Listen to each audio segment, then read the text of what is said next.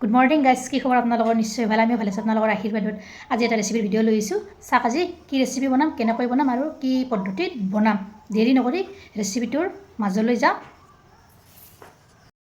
Hello' guys, কি খবৰ আপোনালোকৰ? নিশ্চয় ভাল, আমিও ভালে আছোঁ আপোনালোকৰ আশীৰ্বাদত।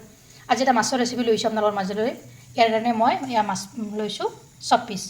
আজি মাছ বনাম কিহেৰে সৈতে। এয়া হৈছে ঘৰৰ সৰু বিলাহী, কণ বিলাহী। তাৰপিছত এয়া লৈ লৈছোঁ আৰু মই মটৰ, কেঁচা মটৰ এনেদৰে লৈ লৈছোঁ ছিঙি। চাৰিব ভিডিঅ'টো সম্পূৰ্ণভাৱে আৰু স্ক্ৰিপ্ট নকৰাকৈ। দেৰি নকৰি এয়া ৰেচিপিটোৰ মাজলৈ যাওঁ।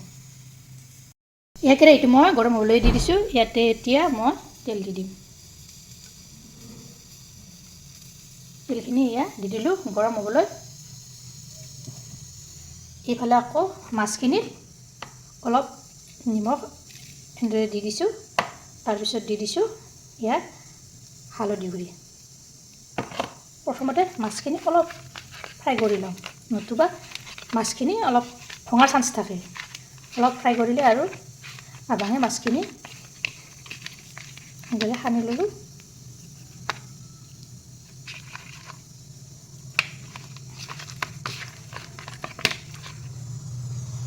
এইফালে তেলখিনিও ধুনীয়াকৈ গৰম হৈছে। মাছখিনি দি দিছোঁ।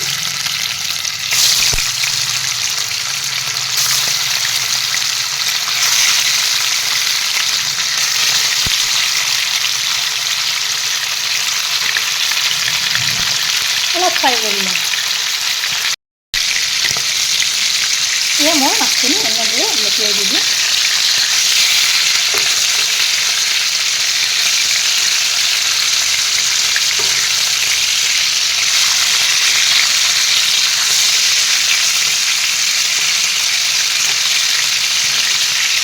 সেই হেতাখনেৰে অলপ অসুবিধা হৈ যায় দিবলৈ।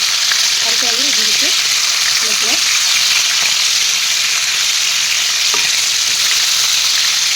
এই পাতটো ৰংচিঙা হৈছে, সেইফালেও অলপ ৰংচিঙা কৰি ল'ম।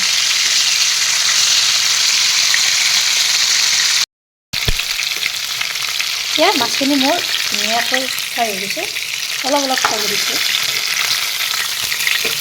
বনাই থলোঁ মছলাখনে।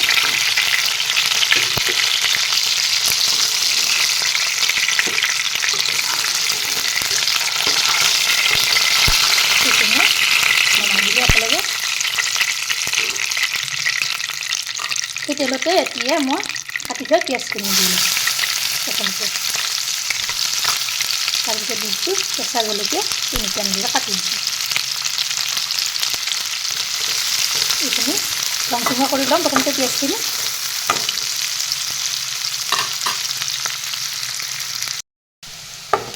এই পিঁয়াজখিনি দেখিছেনে কি ধুনীয়াকৈ নৰম হৈছে। ইয়াতে এতিয়া মই প্ৰথমতে এয়া মটৰকেইটা দিলোঁ। মটৰকেইটা অলপ ভাজি ল'ম।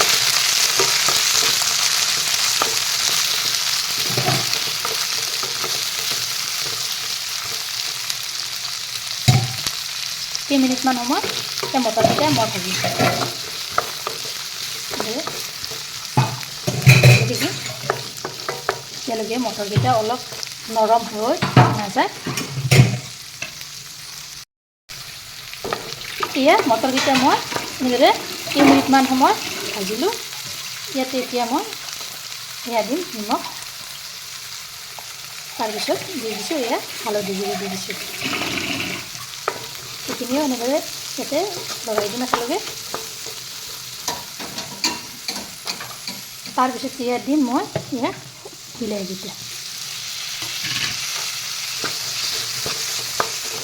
এই বিলাহীকেইটাৰো সৈতে এনেদৰে ভাজি থাকিম তেতিয়ালৈকে বিলাহীকেইটা নৰম হৈ নাযায়, ভাঙি নাযায়। তেতিয়ালৈকে মই এয়া ভাজি থাকিম। কি ধুনীয়াকৈ দেখিছেনে ভাঙি গৈছে, এনেদৰে ভাঙি দিব।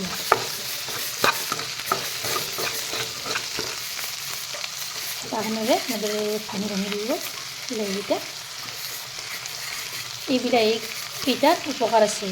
বিশেষকৈ আমাৰ যে আজিকালি কৰ্কট ৰোগৰ সমস্যা দেখা দিছে, সেই কৰ্কট ৰোগৰ ৰোগীসকলৰ বাবে এই বিলাহীটো বিৰাট উপকাৰী। মাজে মাজে এনেদৰে খাব লাগে। ঘৰৰ বস্তুৰ এটা সোৱাদে বেলেগ। ইয়াত বিভিন্ন ধৰণৰ উপকাৰ আছে, যিবোৰ মই ভাজি থাকিম। ইয়াত দেখিনে ভাজোতে ভাজোতে বিলাহীকেইটা নৰম হৈ গৈছে। ইয়াতে এতিয়া পানী দিম মই, পানী ঢালি দিছোঁ সিজিবলৈ। মটৰকেইটা ধুনীয়াকৈ সিজি যাব।